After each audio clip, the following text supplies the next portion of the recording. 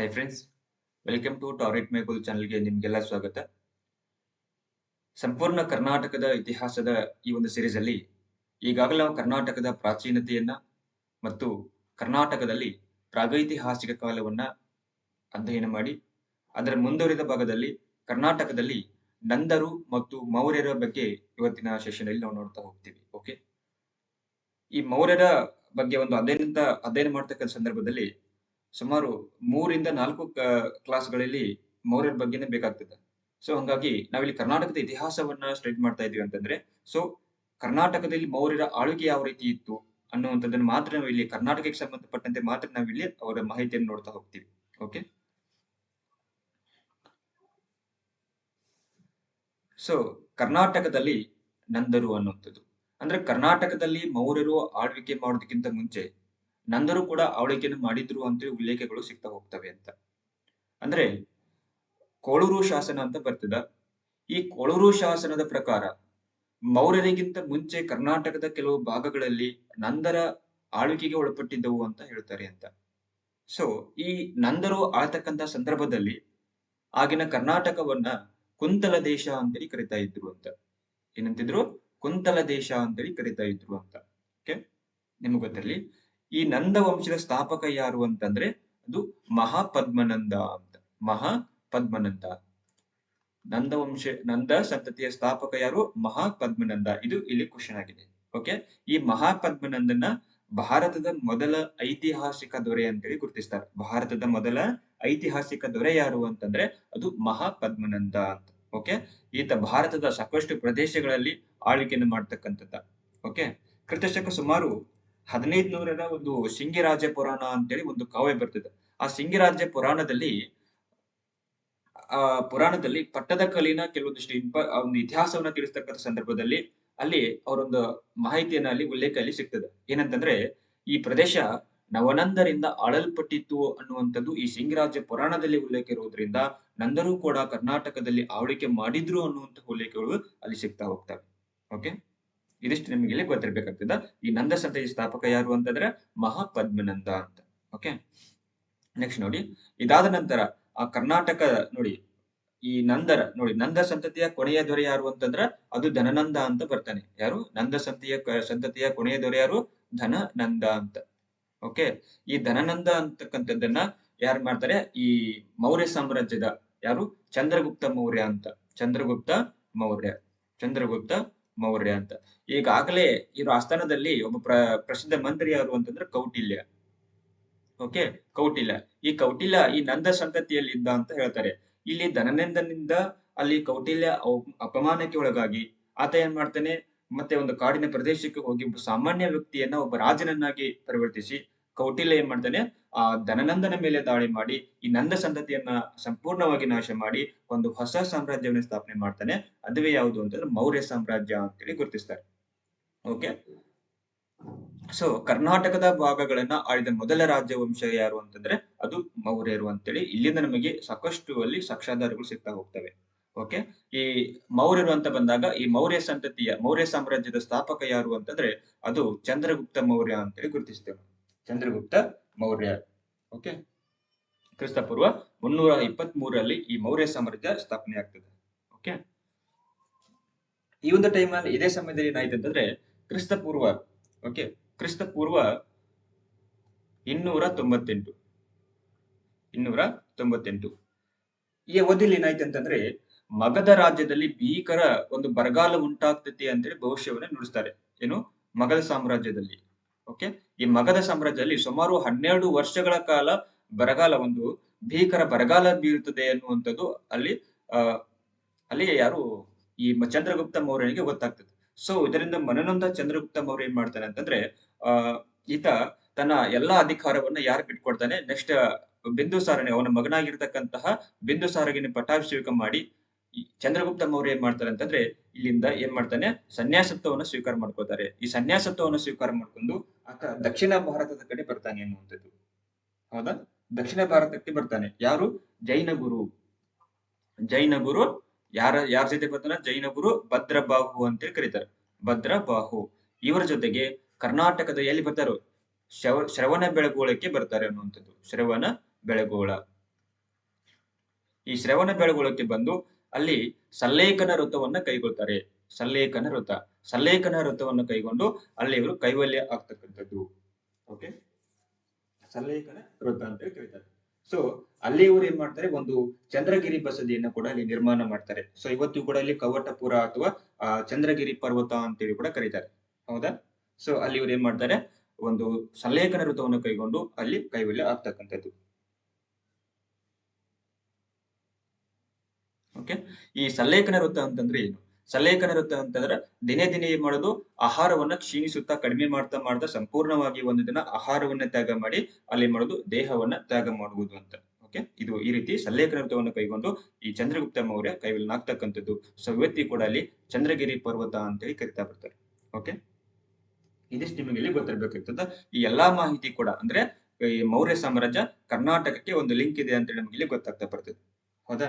ಈ ಒಂದು ಮಾಹಿತಿಯಲ್ಲಿದೆ ಎಲ್ಲಿ ಅಂತಂದ್ರ ಈ ಹರಿವಂಶ ಅಂತ ಬರ್ತದೆ. ಹರಿವಂಶ ಯಾರು ಬರ್ದಾರೆ? ಹರಿವಂಶ ಕೃತಿಯನ್ನ ಜನಸೇನವರು ಬರ್ದಾರೆ. ಜನಸೇನವರ ಹರಿವಂಶ ಕೃತಿಯಲ್ಲಿ ಅನ್ಬೋದು.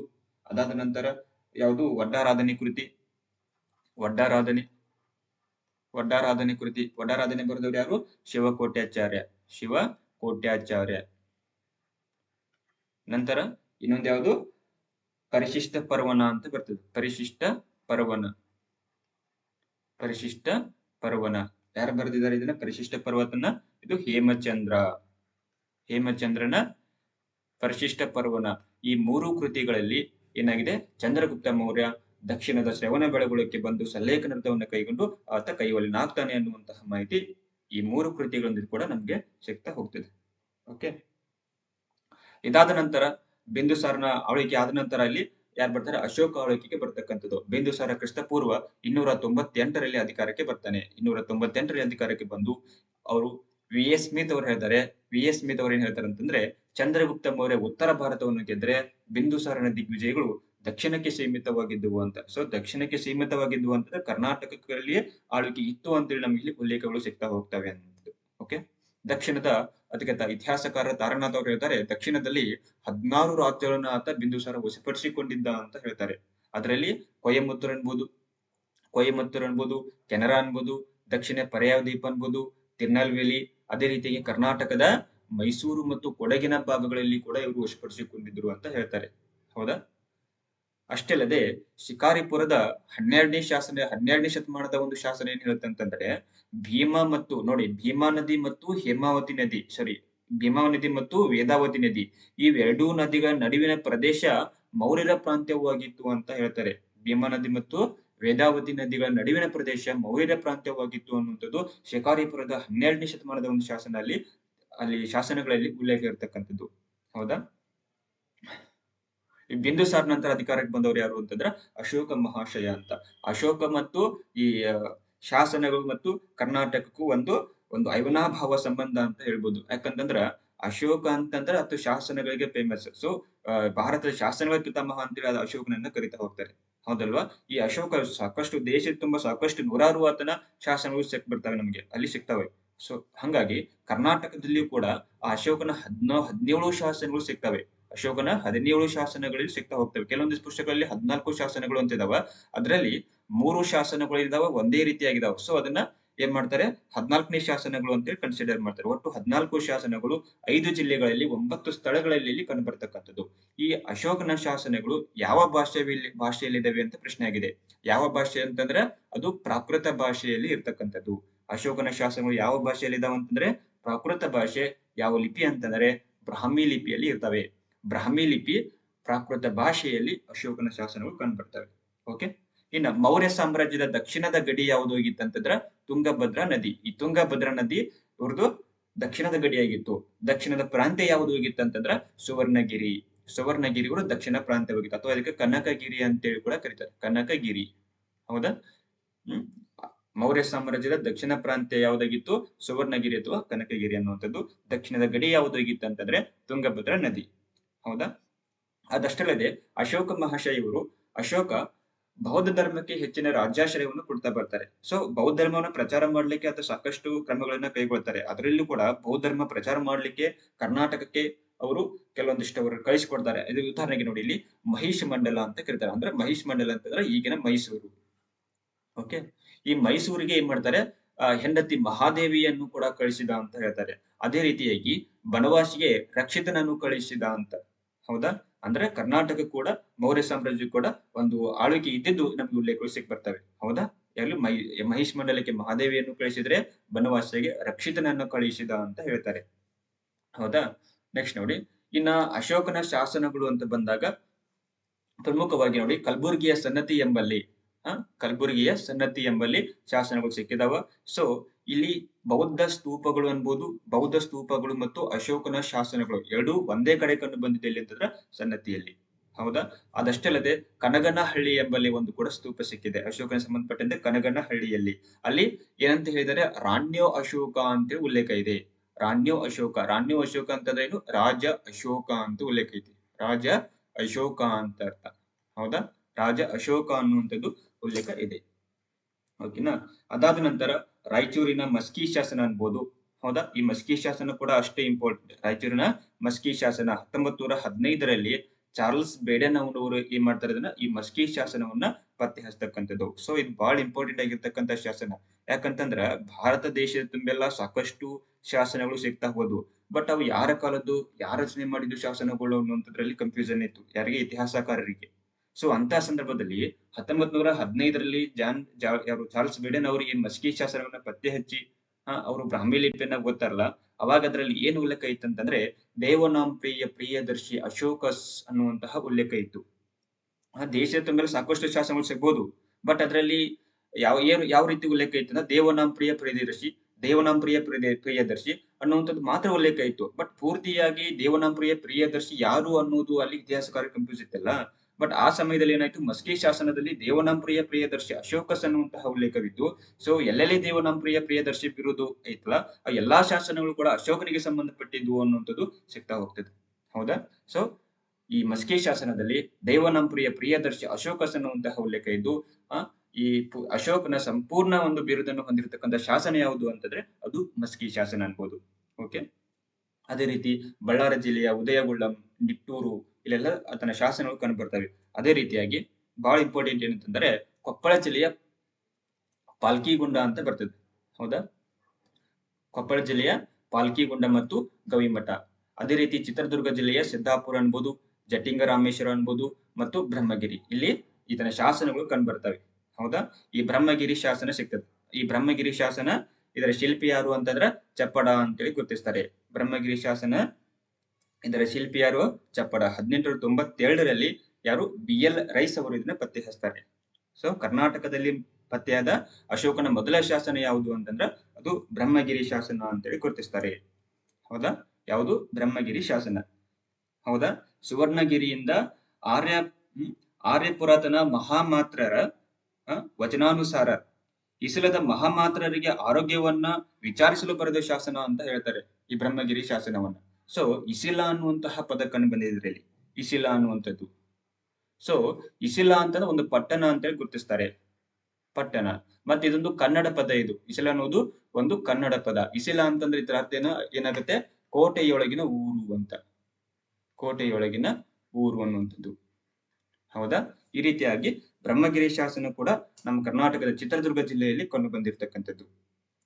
ಹೌದಾ? ಸೊ ಮೌರ್ಯರ ಆಳ್ವಿಕೆಯ ಕಾಲದಲ್ಲಿ ಅವರು ಕರ್ನಾಟಕವನ್ನು ಕೂಡ ಆಳಿದ್ರು ಅನ್ನುವಂಥದ್ದು ಇಲ್ಲಿ ನಿಮ್ಗೆ ಸಾಕಷ್ಟು ಇನ್ಫಾರ್ಮೇಶನ್ ಉಲ್ಲೇಖಗಳಲ್ಲಿ ಸಿಗ್ತಾ ಹೋಗ್ತದೆ ಅನ್ನುವಂಥದ್ದು.